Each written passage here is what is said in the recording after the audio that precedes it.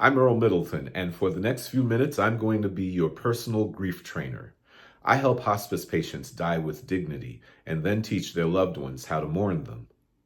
The word grief comes from a Latin word which means heavy. Grief is a palpable heaviness that can and typically does impact our quality of life and impair our day-to-day functionality. Many have reported feeling like they're living in a weighted vest or under a heavy blanket. Everything just seems harder and takes longer. Things that previously required no thought, like morning hygiene and meals, now provoke a decision-making crisis. The heavier the grief, the bigger the little things seem, and molehills become mountains. You're here today because you're tired of carrying that extra weight, that grief weight that doesn't show up on a physical scale, but weight that you feel in your soul, dragging you down and oppressing your life. I help people by showing them how to get out from under that load, how to reduce the grief weight and restore the equilibrium that you enjoyed in your life before the onset of your grief-inducing event. But to do that, we have to start with identifying just how much weight we have to offload.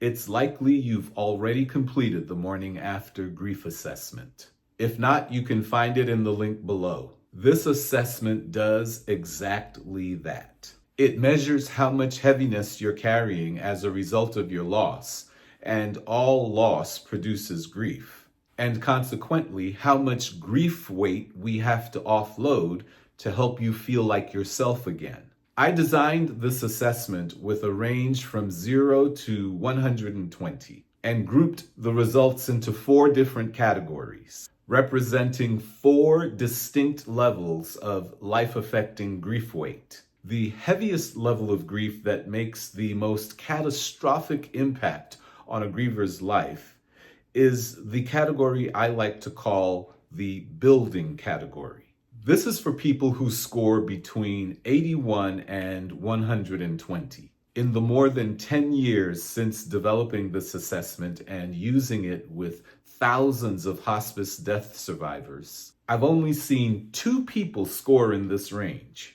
It's extremely rare, but also extremely possible and tragic. In this category, the grief-inducing event hits you as if a building has fallen on you, and the grief weight you carry on you after this experience is like walking around with a building on your back.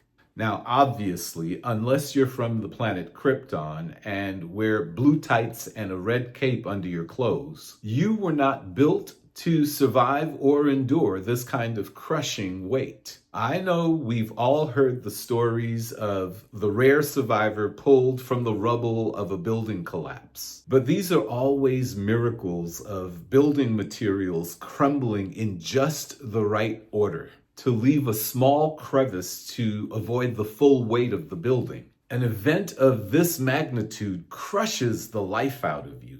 And people who score in this range have the will and ability to live in this world crushed out of them. These are the people who end up committing suicide or having psychotic breaks or needing to be institutionalized because the event was just too much for them. The next heaviest level of grief that makes the second most catastrophic impact on a griever's life is the category I call the beam category. This is for people who score between 51 and 80. I call it the beam category because for people who score in this range, the grief-inducing event hits them as if a beam from a building has fallen on them, and the weight they attempt to carry is tantamount to carrying a heavy beam on their shoulders. As you can imagine, if a beam falls on you, it will be debilitating, but not necessarily lethal. Grief weight of this tonnage requires the assistance of multiple skilled and trained persons to lift that load off of you and help you carry it until you can get to a place where you can begin to recover, regain strength, and are able to help carry some of that load yourself. People who score in this category need a lot of support and attention, especially in the first few weeks and even months after their grief-inducing event. They need help to get even the basic things done, like personal hygiene and paying bills and ensuring adequate nutrition. The third heaviest level of grief that makes less catastrophic impact on a griever's life is represented by the category I call the bowling ball category. This is for people who score between 21 and 50. In this category, the grief-inducing event hits you as if a bowling ball has fallen on you. If a bowling ball falls on you, it will hurt for a little while, but you will recover much more quickly than if a beam had fallen on you. Not only is the recovery time shorter, but your ability to carry this level of grief on your own is exponentially greater. It would be like walking around with a bowling ball in your dominant hand. You would still be able to get everything done that you need to, but your efficiency would suffer. You would move much more slowly, take much longer to accomplish what were previously simple tasks, and have a constant reminder of the grief that you're carrying, as this bowling ball would be perpetually visible. Your grief would be top of mind for you and evident for the people around you. But at this level of grief, you can pretty much handle it on your own. The lowest level of grief that makes the least catastrophic impact on a griever's life, and the destination for all people dealing with significant loss, is represented by the category I call the backpack category.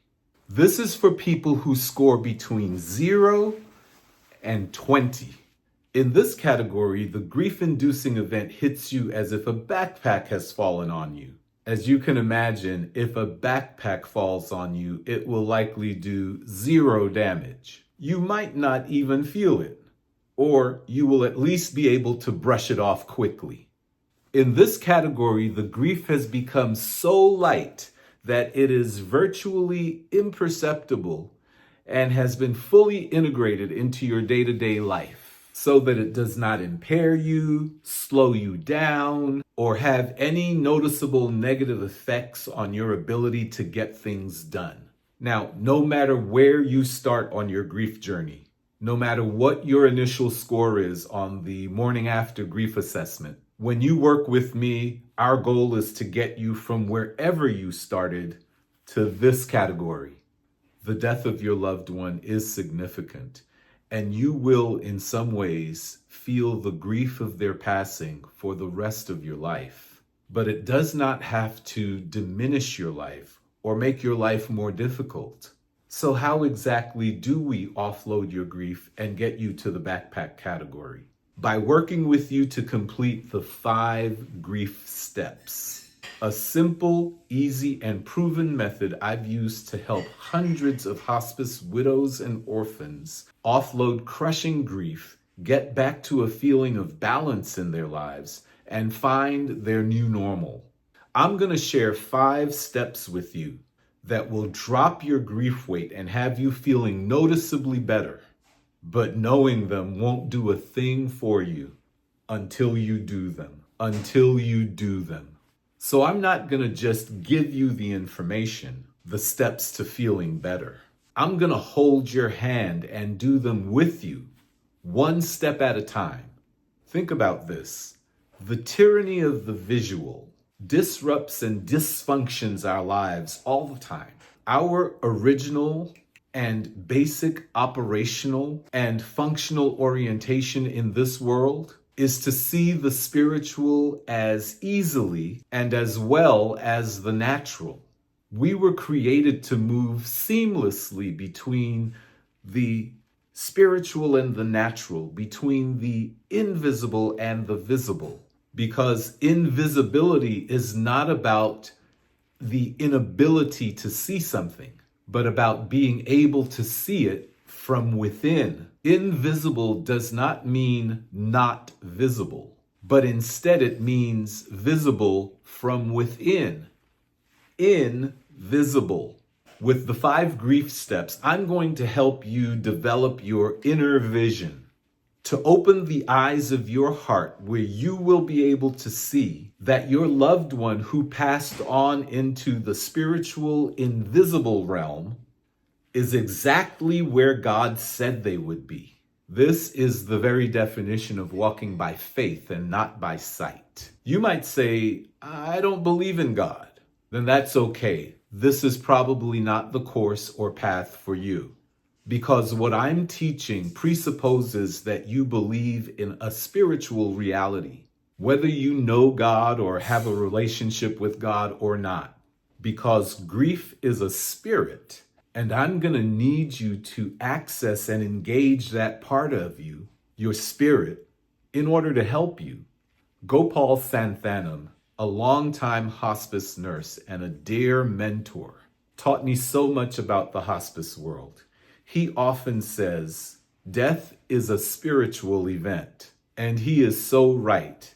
It is literally the movement of the spirit from one location to another, one world, one realm, one plane to another. So it follows that mourning is a spiritual event and process as well. So let's put on our inner glasses and embark on a spiritual journey. Take action. Click on the link below. Complete the morning after grief assessment, and let's begin feeling better today.